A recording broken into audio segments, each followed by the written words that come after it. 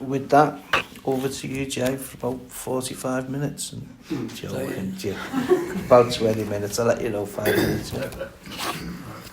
Yeah, my name's Jay Mamanani. Jay. I fucking hate these things. I really do. I'm not really a chairperson, you know. Like I do try to swerve them as much as I can. And I was telling someone outside that I was going to this Friday meeting, and I said, you know what, it's a good meeting. I'm going to commit to it. And then that woman said to me, can you do the chair next week?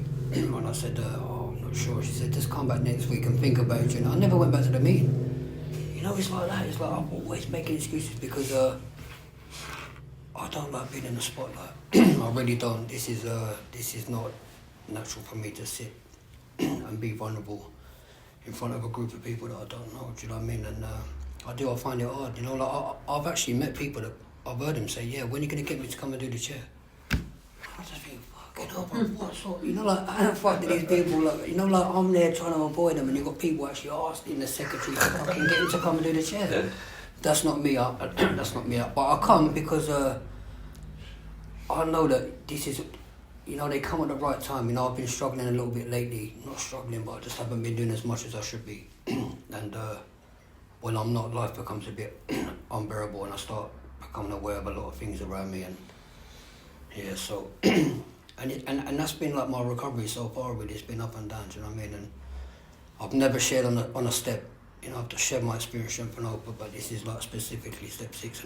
And I was just talking to Ian on the way up here, and like, that's hard for me. And he said, of course, why wouldn't you be fearful? It's like something new, do you know what I mean? And that's it. And but, you know, like, I come out of this station, at this, he picked me up from Shenfield, and I come from Hackney, it's a bit grimy over there.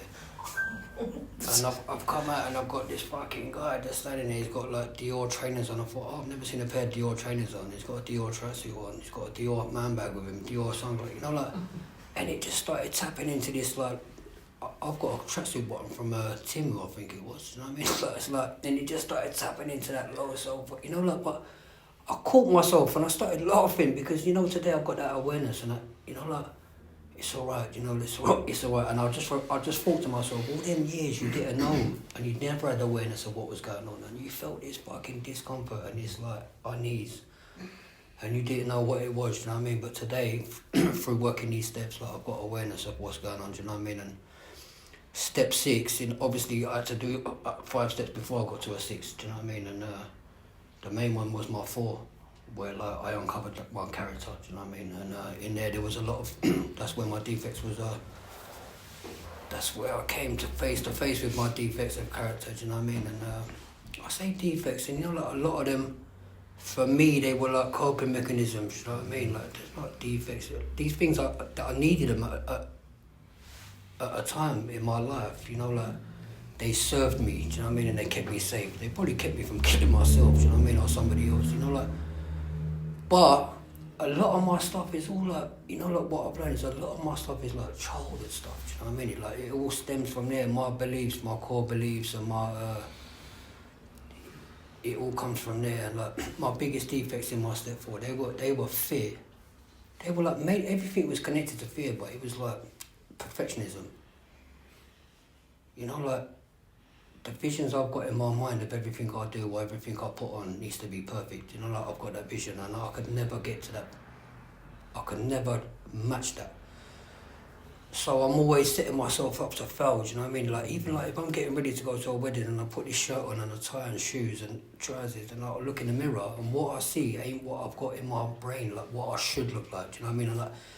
And it's the same with everything I do. Even like if I'm painting a room, do you know, like I'm looking at someone that's been painting for like 300 years, you know what I mean? These lines are like perfectly cutting into the ceiling, like, and I'm trying to achieve the same thing, and I'm not going to achieve that. So I'm always like, and it's the same with, when I think about selfishness, and I think about self-centered, self-seeking behaviours, do you know, I just think of myself, it was all because like I was scared of not getting what I wanted, or scared that someone was going to take something that was mine. Do you know, like, it was all based around fear, do you know what I mean? And the other biggest one for me was, like, shame. You know, like, I was so fucking fearful of being shamed and embarrassed, do you know what I mean? that stems from like young days as well. I think I pissed the bed till I was 20 years old, till I went to prison. I pissed the bed every day. There wasn't a day I didn't piss the bed. I pissed every friend's sofa. In the end, I wasn't allowed to stay at no one's house. Like, they'd say, no, Mum said you can't stay because like, you wet the bed when you come here and that. And that shame that brought that to me. And you know, like, I'd wake up every night in piss and just think, fucking hell, like, what's wrong with me? And, like, my mum sold heroin from the house, you know what I mean? And she sold heroin to my friends' mums and dads and brothers and uncles, and that brought shame, do you know what I mean? And I was a really skinny child. You know, like I used to wear 3 pairs of tracksuit bottoms and 2 jumpers and loads of pairs of socks to try and bulk myself out because I felt so skinny. I had food anxiety. I couldn't, like, I didn't eat. You know, like, and like it'd be summertime and I'd have a long sleeve top on, and all my friends would have their tops off playing football, and I'd just be like so fucking uncomfortable in my own skin, like being me. Do you know what I mean? And I think that fear of shame is like stopped me from taking part and doing a lot of things in life and being around people. Do you know what I mean? Like, I remember a time I was in this treatment centre and someone was in celebrating their 9 years clean, and they said, look, we're having a curry, why don't you come over? And I said, yeah, I'll do that. Like, reluctantly, do you know what I mean? Because it's not my first thought is to isolate and not go and make excuses, be alone, because when I'm on my own, no one can make me feel any sort of way, do you know what I mean? And I remember being on this bus and I was going through Moorgate to get to Angel in Upper Street. And it was like, I thought, I could smell, someone smells sweaty, do you know what I mean? And then like, I realised it was me and I was sweating, and I stopped up in Marx's. I got a little white t-shirt. I had to change my top. I was like full of anxiety and all this.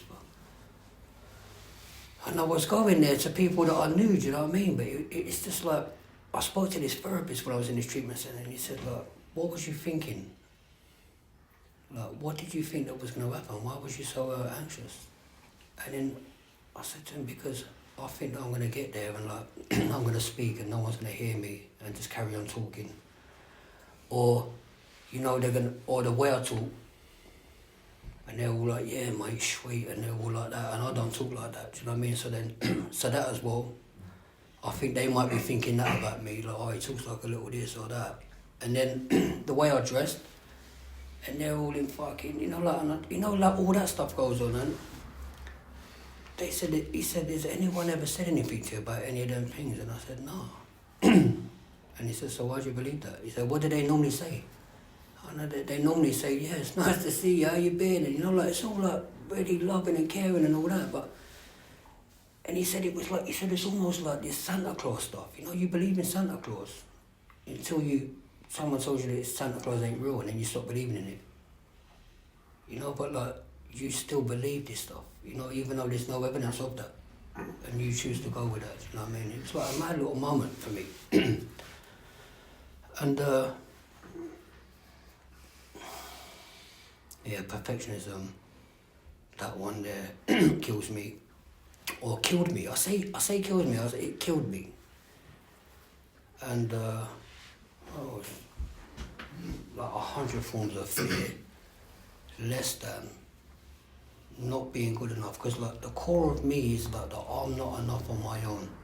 You know, even coming in this morning, I got a pair of these like white Harajis that I bought the other day, but I left them over in the flat in Streatham. And then I got a text message this morning from JD for these tracksuit bottoms. I took them back because they were too big, so I changed them for a small and they landed. And then my head told me, go and get your trainers, nice and bright and white, and get them new tracksuit bottoms and wear them to the meeting. Because the core of me is that I'm not enough on my own to turn up here and just be in my normal trainers and a normal tracksuit, you know what I mean? It's like, and you know, it's getting better. And then it's like the same thing as like with these chairs, you know, like I've done chairs in the past, when I actually do go and do them, you know, like someone said you're gonna do a chair, like this step 6, I thought, oh, here we go, get the step fucking, get it works out on wire, read step 6 out of that. And then get the basic steps, read step 6 out of that, and then get the AA book and read the 6 out of that, and then go online and hear a few AA chairs on step 6, get Joe and Charlie out, listen to them talking about step 6. You know, and because I'm scared that what I've got to say ain't good enough, so maybe I'll bring someone else's stuff. You know, when I spent a lot of my life, when I got to this little day program, they said to me, like, you keep looking at your hand when you're talking. It's like almost like you keep saying he said and she said and they said and my sponsor says, and like, what do you say? Do you know what I mean? It was always because I was scared that if I tell you what I thought, you might say, oh, that sounds like a lot of fucking shit. You know, like, and so rather than being shamed or embarrassed, I just like say it was what he said. And I found that in my career as well. I'm a chef. And I was never head chef, I was always a sous chef. So like if it ever came on top, I'd just say go and talk to the head chef. Do you know what I mean? Or I'd always ask them, how do you want it? Do you know, like, so if it came out shit, I could just say, well, that's his recipe. Do you know, like, didn't want to be accountable, like, didn't want to be responsible, or didn't want to be the one that the finger would be pointed at. Do you know what I mean? So I've avoided that. And I realised that as well, like, I'm an avoidant. You know, I avoid things at all costs, you know what I mean? I really do, or I have, and today through this and doing this stuff, you know, like I try to, you know, and it's like showing me to turn up, and that's what I've done, do you know what I mean? And I was doing this because like I was a fucking nightmare before. Like when I think about how I was, you know, like in my work, how I was in my relationship, how I was with the neighbours, like anywhere I went, I was just a nightmare, but I could not see it. Do you know what I mean? It's only like coming out of that and looking at my behaviour in my forge, you know what I mean, and my resentments and that. And there was one guy that sacked me from this job, and I thought, this guy, like, I'm going to go back and put all the windows through. I can't believe he actually got rid of me. And then when I got to my floor and I done my resentments, and I looked at him and I just thought, how did this geezer put up with me for so long? Like, really, I owe this geezer an apology. Like, I need to go to him and apologise. You know what I mean? He was living upstairs with his wife and his newborn. And I was downstairs working in the kitchen and I was just causing trouble. Like, get down there. Like, I was on the phone, you know, like, fucking arguing with people all the time. Give me this, get me that, walking out of shifts, coming back. And when I think about what that guy tried to do for me, you know what I mean? He really did try to hurt me. And I was chatting to my partner the other day. I've been with this girl for 31 years. Do you know what I mean? We got together at 15. Like, we're 46 in August. We've got like 2 kids and 3 grandkids. You know, this woman said, when we used to go holiday, I used to book you away from me and the kids. Like, I used to tell you that there was no seats together because I could not sit with you because you couldn't sit with yourself. You know, like, oh, what a nightmare. I'd be arguing with this one. You know, like, I'd be, why are they bringing the trolley? Why are they starting from that end and not starting from this end? You know, like, I was a nightmare. I really was. Like, they started the trolley at the back and we're in the middle. But, you know, like, why don't they stop in the middle and work their way outwards? You know, like, everything was a problem, do you know what I mean? And there's one thing I've realised like,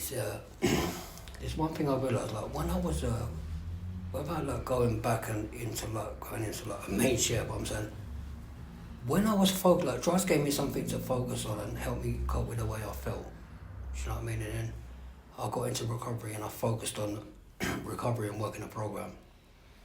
But when I'm clean and I'm not working a program, I start noticing everything. You know, everything starts pissing me off. You know, like, why is he doing that? Why is she sitting over there? Why is he talking to her? Why is he driving that car? Why is he washing his car all day? You know, I start noticing everything. Why are they banging upstairs? You know, like, life becomes really unbearable when I'm clean and not working a program. And, like, I've learned that through this little thing. And then there was I know we're on a step 6, and I'm a bit jumpy, but there was a question in my 7. No, there was a question in the 6. There was a question in the 6th verse, and it said, what do you think? I was sitting in this little library in Holston Market, trying to do this little bit of step work, because I kept picking it up and putting it down, doing this 6. And it said, what do you think your life would be like without these, if God removes these defects of character? And you know, I broke down and I started crying. And I got really emotional. I thought, fucking hell, imagine life not feeling less than, not feeling intolerant, not feeling impatient, not like it really got me, and I think that's what drives me to stay here, do you know what I mean? Because and it also said in there somewhere that like, I've looked at my life and how these character defects have, like, controlled and dominated everything I've ever done, and how they've harmed me and everyone around me, do you know what I mean? And so, like, and yeah, I've seen the destruction that they've caused in my life, you know what I mean, and the lives of people around me. And there was another question in the 7, you know, and I was just, but for me, like, 4 and 5 go together, and 6 and 7 go together. I think, you know, like, really, it's like hard to do one without the other, like, to talk. But in this 7, it said, what are some of the character defects that have diminished in power over the period of your recovery? And it was the question I put this down on for like months and months and didn't pick it up. And I thought to myself, you know, everything has diminished in power. I am less intolerant, I'm less impatient, I'm less judgmental, I'm less fearful, I'm less, you know, like I am, you know, so sometimes I can feel that this program is a load of bullshit and nothing's working, do you know what I mean? And I'm never going to change, and I'm always going to be that same person, do you know what I mean? I'm going to be the one that don't get recovery, and everyone else is going to like sail away into the sun and be really happy and spiritual, you know, and I'm going to be the one that's just forever angry and forever like comparing and judging. And it really made me think that, like, you know, I am really changing as like, do you know what I mean? Like, these defects of character are slowly, they are slowly diminishing in their power over me. But what I also know is that it's only dependent on me working a program. You know, I could work a million step 1, step 2, step 3, step 4s. I can go to conventions and listen to people chair. I can do all it. I go to 100 million meetings. But as soon as I stop doing this stuff, that person, it's like he don't go nowhere. He's there, and it says it in a literature that he can only be arrested at some point and recovery is then possible. Well, arrested is like it's locked up. But if I start working this program, slowly he starts breaking free again. And my partner even said it. She said, like, I notice when you're not doing a lot of meetings because you become irritated really quickly, you're snappy, and that is it. And sometimes like, I'm doing so much recovery and I think, let's take a few days off, and then I spend a few days at home in the bedroom like on my own, and do you know what I mean? Like, it starts coming back again, and I just think, there ain't no breaks. For me, I don't know about other people in their recovery, but for me, there's no breaks, you know what I mean? I just need to continuously keep doing this. And someone said, listen, I was a daily user, so I need a daily fucking recovery program, really, do you know what I mean? I used every day, so I need to do a little bit of something for my recovery every day, do you know what I mean? And I remember when I was in my step 1, you know, like from the working guide, he said to me, before we start this, the first question is about acceptance. Do you accept that you could never safely or successfully use anything? And the last question in that is that, do you accept there's a few things you need to do in order to not go back to using? And that's like go to meetings and sponsors, steps, sharing, service, you know, these things there. And these are the things I need to do in order to be alright. And when I'm doing this stuff, I can cope with more. And I can cope with people, and I'm more tolerant, and I'm more patient, and I'm more everything. But when I start doing less of this stuff, they all just start flaring back up again. Do you know what I mean? And it's like, fucking hell, when do I do, you know, like, listen, I don't beat myself like I did before, do you know what I mean? And I've got this bit of awareness, you know, I can see myself coming.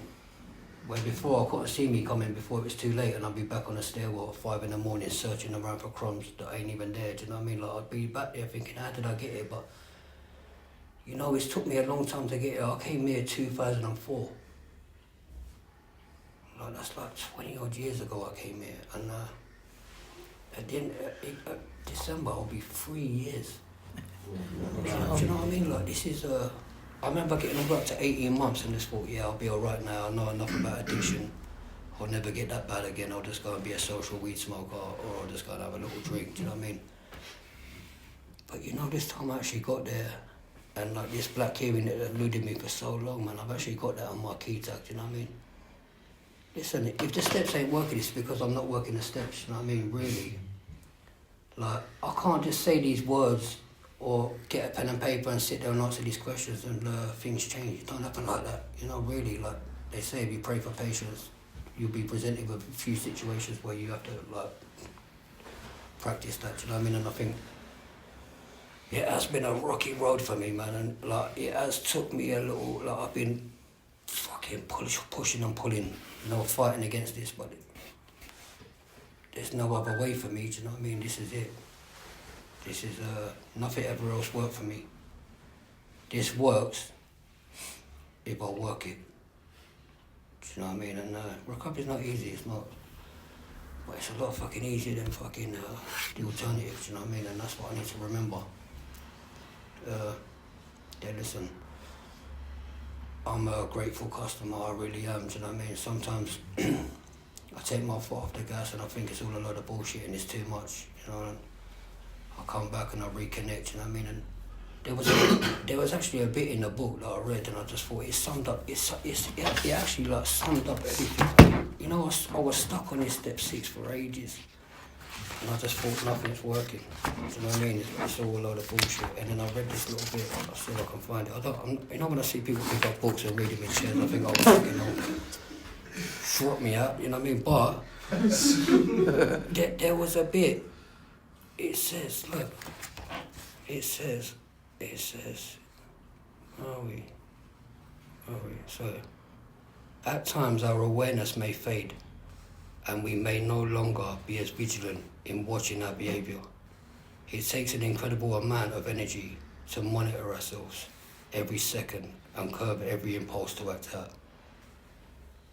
We'll relax into everyday life until all of a sudden we'll be left feeling sick and ashamed and wondering how, after all the work we've done, we could have possibly done that again.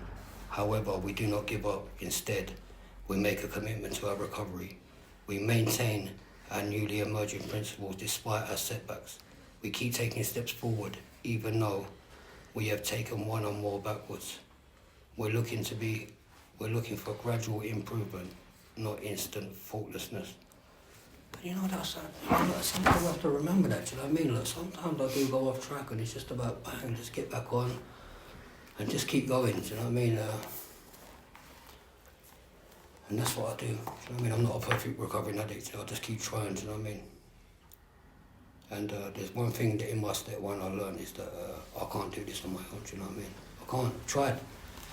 And it says it in that step 6. It says something about like, I can't. It's almost like step 1, 2, 3. Like, I can't. He can. Let him. And it's the same thing in the 6. I think like I can't remove them on my own. He can. And it's just about letting him, do you know what I mean? Just like getting out of the way and allowing it, do you know what I mean? Without trying to control everything. And I learned about control as well, you know, like my partner used to say, you're so controlling. But you know what I learned about me controlling everything? It's because I feel safe when I'm in control. Not because I'm a controlling, it's just because I feel safe, you know, like, if, you know what I mean? So, listen, I'm going to stop sharing, but, someone got something for what I said. I'm just going to look. Yeah, but that's it. Thanks anyway. Thanks, Joe.